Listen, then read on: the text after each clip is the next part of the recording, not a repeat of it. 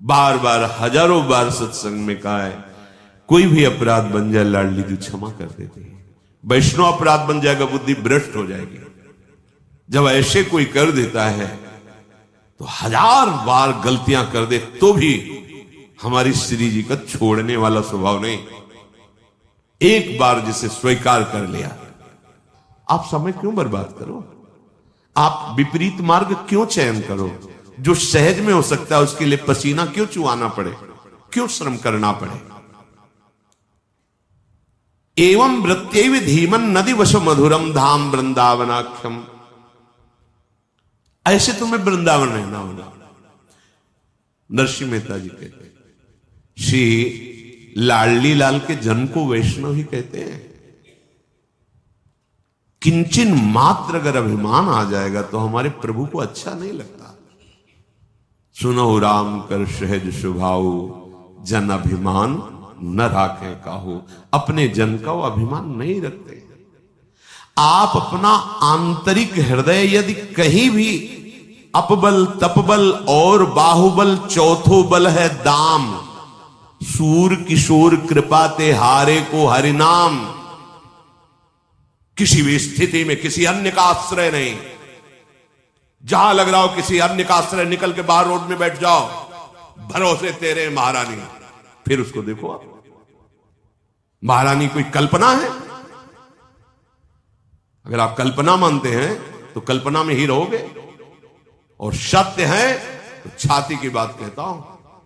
अनंत माताओं जैसा दुलार लेकर तुम्हें बुलाया है और देख रही हैं, कदम कदम पे तुम्हें देख रही हैं। ऐसा नहीं हो सकता कि तुम भूखों मर जाओ, ऐसा नहीं हो सकता कि तुम सड़ के मर जाओ। चाहे जितना बुरा तुम्हारा प्रारब्ध हो, ऐसा नहीं हो सकता। इसके साक्षी हम हैं। न 1 रुपया, न खाने की व्यवस्था, न देखने वाला, न रहने वाला, न पानी देने वाला। अवसर आया, सारी व्यवस्था उनकी, जो बिना मांगे, बिना चाहे, बिना सोचे।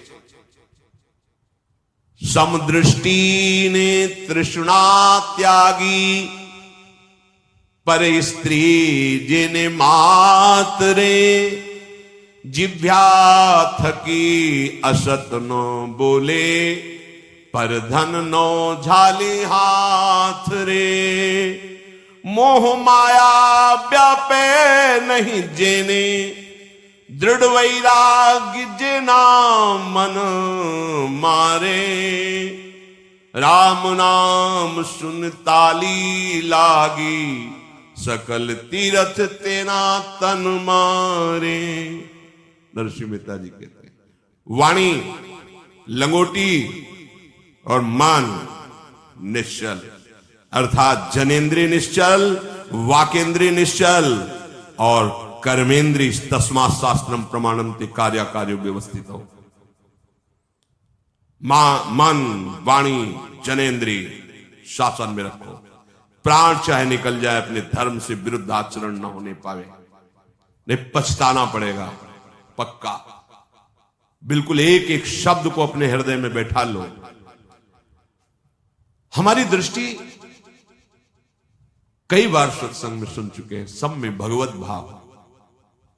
एक जगह तुम भगवत सेवा मान करके एक को दुलार कर रहे हो, दूसरे की निंदा कर रहे हो, भगवत दृष्टि है? ये भगवत सेवा है? तुम्हारी सेवा बन रही है? एक गाल में थप्पड़ मारो, दूसरे में चंदन लगा दो, ये तुम्हारी उपासना है?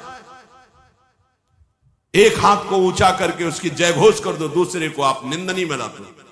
मेरे दोनों ही हाथ हैं, मेरा संपूर्ण विश्व ब्रह्मांड मेरे ही प्रभु का स्वरूप है। समदृष्टि ने तृष्णा त्यागी, हमारे अंदर किसी भी प्रकार की मान सम्मान की भी तृष्णा नहीं होनी चाहिए। भोगों की वासना, तृष्णा, कामना, इसी को छोड़ने के लिए तो प्रभु के मार्ग में आए। चाहे जितनी वाणी बोलो, जिह्वा थके, पर असत्य भाषण नहीं होना चाहिए। निंदा किसी की नहीं होनी चाहिए, किसी के दोषों का वर्णन नहीं होना चाहिए। इससे उत्तम है मौन व्रत धारण करें। ये भगवत मार्ग है, कल्याण का मार्ग है।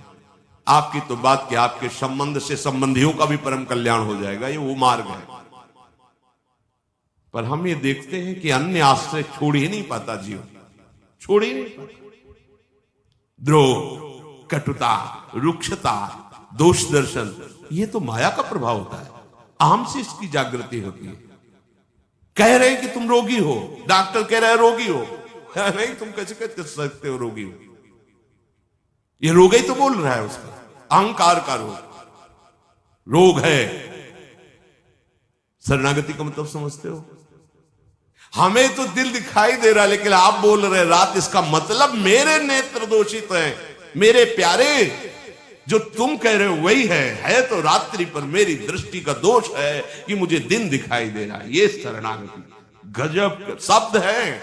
हमें तो हमारे प्रभु की बगिया है, जहां सुमन अच्छा लगा उसी को उतार के श्री जी के चरणों में चढ़ा दिया।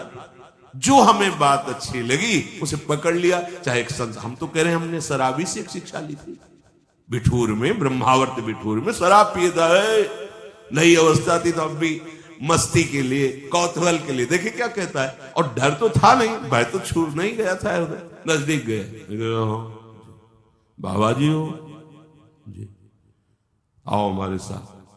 तो बल था कोई तो था कि नहीं पकड़ लेगा, ऐसा एक झटके में गए, पीछे बैकुंठ धाम ले गया हमारे। आप हमारे नेत्रों में, मन में बसे कई भेद। तुल्य मानाओ मानो कुरुभज समताम स्तुत दुर्वाच्य कोट्यो, करोड़ों कटुवचन और स्तोत्र स्तुति दोनों को समान समझो। ग्रासा लाभ है महासंपत्ति, अगर एक कवल पाकर तुम जी रहे हो वृंदावन में तो तुम महान भाग्यशाली हो, बड़ी संपदा तुम्हें मिलेगी। चिंता क्यों कर रहे हो?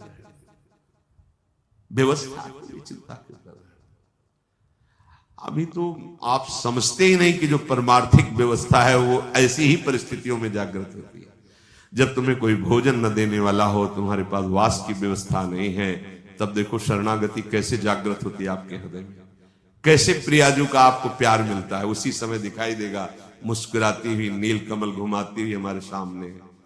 इसीलिए तो हम आए वृंदावन, तो हमें वही परिस्थिति दो लाडली, हमारे साथ तो वही व्यवहार करवाओ जिससे आपके सिवा कोई मुझे याद ना आए। ऐसी सुख सुविधा, अनुकूलता, अपनापन किसी से ना मिले कि आपसे अपनापन कम हो जाए।